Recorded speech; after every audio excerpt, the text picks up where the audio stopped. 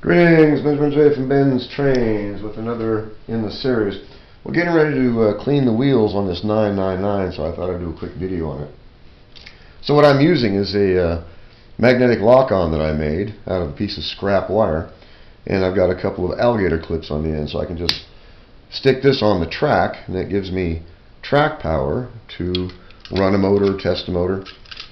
So ground this one to the chassis. This one goes directly to the contactor, and as you see,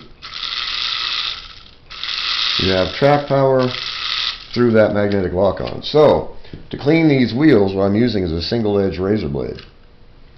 It's a really simple, quick way to do this, and you don't want to use anything gritty. You don't want to use sandpaper to do this because all the grit gets right down into the gearing. So anyway, a single-edge razor blade, and just scrape the wheels off.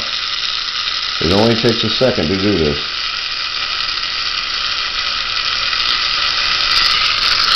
As you see.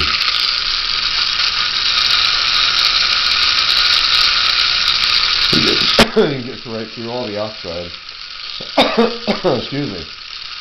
And if you have a motor that won't run, this is a great way to test it.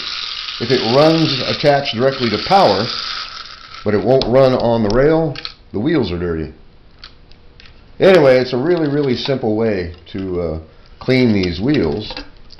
It only takes a second. It makes a tremendous difference in how these locomotives run, because you're getting a really good ground now.